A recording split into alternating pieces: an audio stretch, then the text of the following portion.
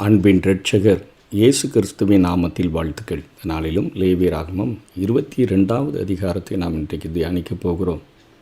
இந்த அதிகாரமும் ஆசாரியனுடைய நடத்தையை குறித்தே பேசுகிறதை நாம் பார்க்க முடிகிறது.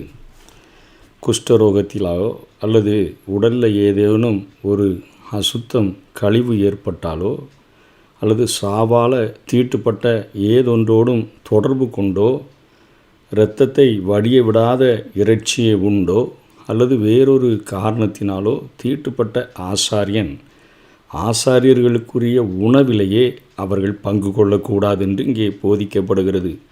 பரிசுத்த வஸ்துக்களை குறித்து எச்சரிக்கையாக இருக்க வேண்டும் என்று ஆண்டவர் கட்டளை கொடுக்கிறார்.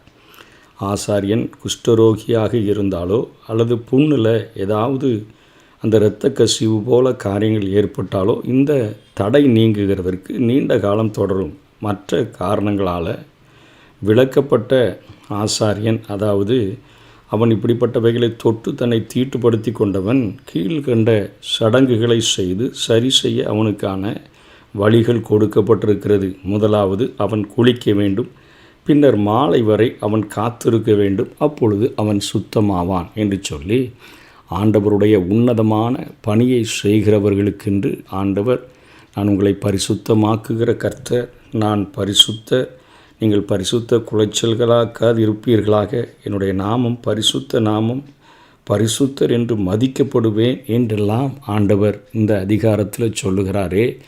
ஆகவே அவருக்கென்று பணி செய்கிறவர்களிடத்தில் ஆண்டவர் இத்தனையான ஒரு மேன்மையான ஒரு பரிசுத்தத்தை ஆண்டவர் எதிர்பார்க்கிறார் என்றே சொல்ல வேண்டும். அதே போல் 10வது வசனத்திலிருந்து 13வது வசனம் வரையிலும் பொதுவாக அந்நியர்கள், விருந்தினர்கள், கூலிக்கு வேலைக்காரர்களாக அமர்த்தப்பட்டவர்கள் இந்த ஆசாரியன் சாப்பிடுகிற பரிசுத்த உணவை சாப்பிடுகிறதற்கு அவர்களுக்கு அனுமதி கொடுக்கப்படவில்லை. ஆனால் ஆசாரியனால் விலைக்கு வாங்கப்பட்ட அடிமை, அந்த அடிமையின் பிள்ளைகள், இவர்கள் அந்த உணவை சாப்பிடலாம். ஆசாரியன் ஒருவனுடைய மகள் அந்நியனுக்கு திருமணம் செய்து கொடுக்கப்பட்டிருந்தால் அவள் அந்த உணவை உண்பதற்கு அனுமதிக்கப்படுகிறதில்லை. அவள் கணவன் இறந்து அல்லது விவாகரத்து செய்யப்பட்டு பிள்ளையற்றவளாக தன்னுடைய தகப்பன் வீட்டிற்கு திரும்பி வந்திருந்தால் அந்த உணவை அவள் உண்ண அனுமதிக்கப்படுகிறதை பார்க்கிறோம். அதனைத் தொடர்ந்து 14வது வசனத்திலிருந்து 16 வரையிலும் ஒருவன் அறியாமல் பரிசுத்த உணவை அவன் சாப்பிட்டான்னா குற்ற நிவாரண பலியை செலுத்துகிறது போல அதில் 5ல் 1 பங்கை சேர்த்து திரும்ப செலுத்தி அதனை அவன் ஈடு செய்து அந்த பரிகாரத்தை செய்து கொள்ளலாம்.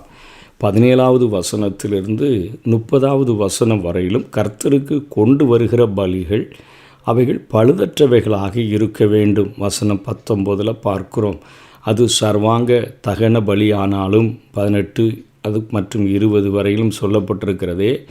சமாதான பலியானாலும் வசனம் 19 குறிப்பிட்டபடி அவைகள் எந்த ஒரு பழுதும் இல்லாமல் இருக்க வேண்டும். நோய்வாய்ப்பட்டது, பழுதுள்ளது, உடல் குறைவுள்ளது எதையும் பலியாக செலுத்துகிறதற்கு ஆண்டவர் தடை விதித்திருந்தார்.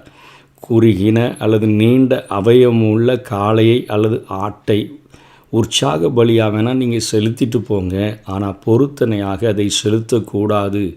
அதே போல் விதை அடிக்கப்பட்ட மிருகங்கள், அதாவது இனப்பெருக்கு உறுப்புகள் கெட்டுப்போன அந்த மிருகங்களெல்லாம் கொண்டு வந்து நீங்கள் பலி செலுத்தக்கூடாது என்று வசனம் 24 சொல்லுகிறார். ஒரு அந்நியனிடத்திலிருந்து மேலே சொல்லப்பட்டுள்ள குறைவுடைய எந்த ஒரு பலி மிருகத்தையும் இஸ்ரவேலர்கள் பெறக்கூடாது. பிறந்து 8 நாட்கள் வரை எந்த ஒரு மிருகமும் பலியாக செலுத்தப்படக்கூடாது. இவைகள் 26, 27 வசனங்களில் சொல்லப்படுகிறது. தாயையும் அதனுடைய கன்றையும் ஒரே நாளில் பலியாக செலுத்தக்கூடாது. வசனம் 28 குறிப்பிடுகிறது. ஸ்தோத்திர பலியாக செலுத்தப்பட்ட விலங்கின் இறைச்சியை அதே நாளில் சாப்பிட்றணும் அப்படின்னு 29, 30 ஆண்டவர் தன்னுடைய கட்டளைகளை பரிசுத்தமாக்குகிற கர்த்தர், பரிசுத்தர் என்று மதிக்கப்படுவேன் என்று சொன்ன ஆண்டவர், என்னுடைய நாமம் பரிசுத்த நாமம் என்று சொன்னவர், பரிசுத்த குலைச்சல் ஆக்காது இருப்பீர்களாக என்று சொன்ன ஆண்டவர் இந்த கட்டளைகளை கொடுக்கிறதை பார்க்கிறோம். கர்த்தருடைய இந்த கட்டளைகள் யாவற்றையும் இஸ்ரவேலர்கள் கை கொண்டு செய்ய வேண்டும் என்பதற்கான காரணத்தை தான் இந்த கடைசி பத்தியில் ஆண்டவர் சொல்கிறார். எகிப்திலிருந்து அவர்களை கொண்டு வந்த தேவன் பரிசுத்தர். அதுதான் உங்கள் எல்லாரிடத்திலும் நாம் பரிசுத்தமாக நீங்கள் வாழ வேண்டும் என்று எதிர்பார்க்கிறேன் என்பதற்காக இத்தனை காரியங்களை இங்கே சொல்லுகிறதை நம்ம பார்க்கிறோம். இந்த அதிகாரத்திலிருந்து நம்ம தெரிந்து கொள்ள வேண்டிய காரியங்கள், ஆவியானவர் நமக்கு உணர்த்துகிற காரியங்கள் என்னென்னா, இந்த காரியங்களை எல்லாம் ஆண்டவர் கற்றுக் கொடுத்திருந்த போதிலும் இந்த ஆச்சாரங்களினுடைய அர்த்தத்தை ஆண்டவர் சொல்லி கொடுத்திருந்த போதிலும் நாளடைவில் இவைகளிலே மாற்றம் ஏற்பட்டதை வேதாகமத்திலேயே நாம் பார்க்க முடியும். தேவனுடைய முன்னிலையில் படைக்கப்படும் பலிகளுக்கு அதற்கே உரிய தனித்தன்மைகள் இருக்க வேண்டும். அதாவது ஊனமற்றவை மட்டுமே செலுத்தப்பட வேண்டும் என்று ஆண்டவர் கட்டளை கொடுத்திருந்தார். விதை நசுங்கினது, நொறுங்கினது, காயப்பட்டது, விதை அறுக்கப்பட்டது, கர்த்தருடைய பலிபீடத்திலெல்லாம் அவைகளை வைக்கக்கூடாது என்று ஆண்டவர் கட்டளை கொடுத்திருந்தார். ஆனால் கால மாற்றத்தில் இவர்கள் கண் ஊனமானது, கால் ஊனமானது, இவைகளெல்லாம் கர்த்தருடைய பலிபீடத்தில் இவர்கள் பலியாக செலுத்தினார்கள். இதைத்தான் ஆண்டவர் மல்கியா 1:8 சொல்லுகிறார்.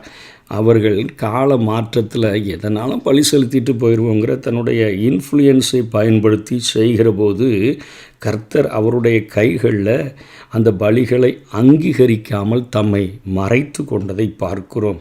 சற்று மௌனமாகிவிட்டதை பார்க்கிறோம். மல்கியா புத்தகத்திற்கும் மத்தேயு எழுதின அந்த சுவிசேஷத்திற்கும் இடையே ஒரு நீண்ட இடைவெளி காணப்பட்டதை பார்க்கிறோம். ஆனால் பலிகளும் பலிபீடங்களும் தொடர்ந்து அது தன்னுடைய வேலையை செய்து கொண்டுதான் இருந்தது என்றே சொல்ல முடியும். பலிகள் செலுத்தப்பட்டது. பலிகள் யாருக்காக செலுத்துகிறோம், தேவன் அங்கீகரிக்கிறாரா இல்லையா என்பதையே தெரியாமல் மௌனமாக இருக்கிற மறைத்து கொண்ட ஆண்டவருக்கு அங்கே பலிகள் செலுத்தப்பட்டு கொண்டே இருந்தன. கிறிஸ்து மனிதராக அவதரித்து வந்தபோதும் அவர்களுடைய ஆச்சாரங்கள் ஒரு நல்ல வாணிப அது ஒரு பெரிய ஒரு வாணிப தளமாக ஆலயங்கள் மாறியிருந்ததை நாம் வேதத்திலே பார்க்கிறோம். ஊனமற்ற தன்மையை உறுதிப்படுத்த வேண்டிய ஆசாரியர்கள், அதாவது அண்ணா அந்த நாட்களிலே ஆண்டவராகிய இயேசு வாழ்ந்த நாட்களிலே பிரதான ஆசாரியனாக இருந்தான். அந்த ஆலயத்துக்குள்ளே அவர்கள் கடைகளை போட்டு வைத்திருந்தார்கள். இதன் விளைவாக தேவாலயத்தின் வெளியே இருந்து கொண்டு வந்த அந்த பழுதற்றவையை பார்த்து இதெல்லாம் சரியில்லை, எந்த கடையிலேருந்து வாங்கினீங்க, அண்ணா கடையிலேருந்து தாங்க வாங்கினேன் அப்படின்னா அவைகள் பழுதாக இருந்தால் கூட பேரின் அடிப்படையில் அவர் கடையில் வாங்கினதா பலிகள் செலுத்தி விடலாம் என்பது போல் அந்த நாட்களில் ஆசாரியனாக பிரதான ஆசாரியனாக இருந்த அவர்கள் மூலமாக வியாபாரங்கள் அவைகள் நடத்தப்பட்டதை நாம் வேதத்திலே பார்க்கிறோம். அதனால தான் இயேசு கிறிஸ்து கோபமுற்றவராக 2 முறை அந்த புறாக்களை எல்லாவற்றையும் பறக்க விட்டு ஆண்டவர் அங்கே சவுக்கை எடுத்து அவர்களை அடித்து என்னுடைய பிதாவின் வீடு ஜெப வீடு எண்ணப்பட்டிருக்கிறது, அதை கள்ளர் குகையாக மாற்றியிருக்கிறீர்களே என்று சொல்லி கோபப்பட்டதை நாம் பார்க்கிறோம். அதில் ஆசாரியர்களுக்கும் பரிசுத்த பாகம் அவர்களுக்கு கிடைச்சது. அதை மீறினா ஒருவேளை அண்ணா அவருடைய கடையில் பிரதான ஆசாரியனுடைய கடையில் வாங்கலைன்னா ஒருவேளை அடி உதை கூட விழுந்திருக்கக்கூடும். இன்றைக்கி நம்முடைய வாழ்க்கையில் இன்றைக்கி பலிகள் பெருகிருக்கு, ஆனால் பணப்பை தான் இன்றைக்கி நிறைகிறது. ஆண்டவர் மௌனமாகத்தான் இருக்கிறார். இன்றைக்கி அநேக ஸ்தாபனங்கள் போல தொடங்கி கொண்டு இன்றைக்கி காணிக்கைக்கு முதலிடம் கொடுத்து ஆண்டவர் நம்மையும் நம்முடைய காணிக்கையையும் ஏற்றுக்கொள்ளுகிறாரா என்பதை பார்க்காதபடி இன்றைக்கு அநேக காரியங்கள் நடந்து கொண்டே இருக்கிறதை பார்க்கிறோம். ஆண்டவர் மௌனமாக அவர் இருக்கிறதைத்தான் புரிந்து கொள்ள முடிகிறது. இயேசு கிறிஸ்து வாழ்ந்த நாட்களில் 2 முறை அவர் ஆவேசமாக அந்த விற்பனையாளர்களுடைய பலகைகளையெல்லாம் கவிழ்த்து போட்டார் என்று பார்க்கிறோம். புறாக்களை பறக்க விட்டதையெல்லாம் பார்க்கிறோம். அப்படிப்பட்ட இயேசு கிறிஸ்து அவர் பலிநாயகனாக பலிபீடம் ஏறினதை நாம் வேதத்திலே பார்க்கிறோம். இன்றைக்கும் நிறைய நேரங்களில் ஆண்டவர் மார்க்கத்தை ஒரு வழியை தான் போதித்தார். நானே வழியும் சத்தியமும் ஜீவனுமாய் இருக்கிறேன் என்று தான் போதித்தார். இன்றைக்கு மார்க்கம் மதமாக மாறி இன்றைக்கு பணம் தான் இன்றைக்கி பயங்கரமாக வசூலாகிறதை பார்க்கிறோம். அனைத்தும் ஒரு நல்ல தொழில் ஒரு தளங்களாக இன்றைக்கு சபைகள் மாறிவிட்டது போல காட்சியளிக்கிறதை பார்க்கிறோம். ஆனால் சாட்டை ஒன்றை தலைமேல ஆண்டவர் தூக்கி அடிக்கிற போது தான் நம்மால் சகிக்க முடியாமல் மாறிவிடுவோம். தேவன் பெரியவர். ஆகவே அவர் கற்றுக் கொடுத்த காரியங்களிலே நான் பரிசுத்தர் என்று சொல்லுகிறார். பரிசுத்தராக மதிக்கப்படக்கூடியவர் என்று சொல்லுகிறார். நான் பரிசுத்தமாக்குகிற கர்த்தர் என்று சொல்லுகிறார். நான் பரிசுத்தராக இருக்கிறது போல நீங்களும் பரிசுத்தராக இருங்கள் என்று அழைக்கிறார்.